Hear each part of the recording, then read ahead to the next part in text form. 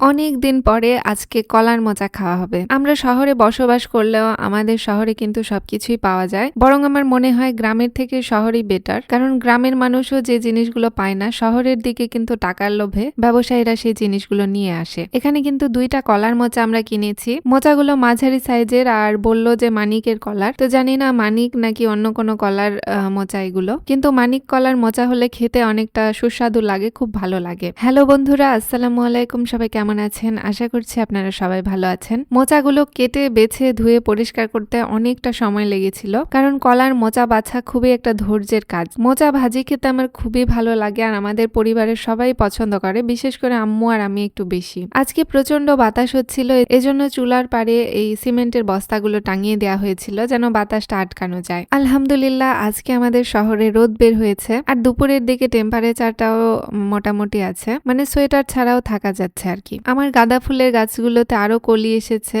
ইনশাআল্লাহ এগুলোতে খুব তাড়াতাড়ি ফুলও আসবে। তীব্র শীতের কারণে গাছগুলোতে কয়দিন পানি দেওয়া হয়নি, আজকে একটু পানি দিলাম। তবে কিছু একটা আমার গাছের গোড়াগুলো রাতে করে খুঁড়ে রেখে যাচ্ছে। তো কিসের জন্য আমার গাছের গোড়াগুলো এভাবে মাটি সরাচ্ছে আপনারা যদি জানেন কমেন্টে অবশ্যই আমাকে জানাবেন। কোনো গাছের গোড়াতে এরকম সমস্যা হচ্ছে না, শুধুমাত্র গাঁদা ফুলের গাছের গোড়াতে এরকম হচ্ছে। তো ভিউয়ার্স দেখেন, এখানে আমি মরিচ গাছগুলো লাগিয়েছিলাম, মাশাআল্লাহ অনেক বড়ও হয়েছে আর ফুলও এসেছে। বাসায় যদি 7-8টা মরিচ গাছ থাকে তাহলে আর বাইরে থেকে মরিচ কিনতে হয় না, টাটকা ফ্রেশ মরিচ পাওয়া যায়। পুঁই ফলগুলো এদিকে মাশাআল্লাহ অনেক এসেছে আর এগুলো কবে যে পাকবে, পাকলে আমরা এগুলো চচ্চড়ি করে খাবো। পুঁই ফলের চচ্চড়িগুলো খুবই টেস্টি লাগে আর খুব মজা হয়, একটু একটু টক টক লাগে, খুব ভালো লাগে। আজকে জুম্মার দিন সকাল থেকে আমার মনটা বেশ খারাপ, কারণ আমার আজকে আরেকটা মুরগি মারা গেছে। তীব্র শীতের কারণে হঠাৎ করে সুস্থ মুরগিগুলো মারা যাচ্ছে, আমি বুঝতে পারছি না কি করব। তো মুরগি মারা গেছে, একটা মুরগি ছিল, সেটার সঙ্গী হিসেবে আরেকটা মুরগিকে আমি কিনে আনলাম আজকে।